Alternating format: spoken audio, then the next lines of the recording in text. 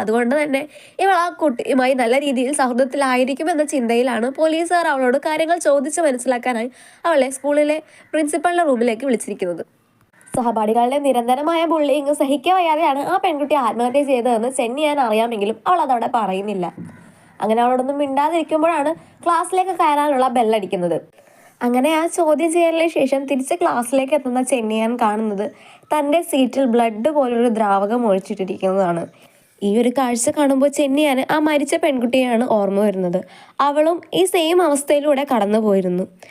ആ സീറ്റിൽ അങ്ങനെ ബ്ലഡ് പോലുള്ള ദ്രാവകം കണ്ട് അന്ന് ആ പെൺകുട്ടി അവിടെ നിന്നിരുന്നത് പോലെ തന്നെ ചെന്നിയാൻ ഇന്ന് അവിടെ നിൽക്കുന്നു. അപ്പോഴാണ് സാർ ക്ലാസ്സിലേക്ക് വരുന്നത്. അന്ന് ആ പെൺകുട്ടിക്ക് ഇതേ കണക്ക് ആ സീറ്റിൽ ഇരിക്കേണ്ടി വന്നിരുന്നു. പക്ഷെ ചെന്നിയാൻ ഇരിക്കാതെ അവിടെ തന്നെ നിൽക്കുന്നത് കണ്ട് സാറ് വന്ന് അന്വേഷിക്കുമ്പോഴാണ് ആ കാര്യം സാറും കാണുന്നത്. ഇതാരാണ് ചെയ്യുന്നത്? ഇനി ഈ സ്കൂളിൽ ബുള്ളിങ് പാടില്ല എന്ന് നിങ്ങളോട് പറഞ്ഞതല്ലേ എന്ന് പറഞ്ഞ് സാർ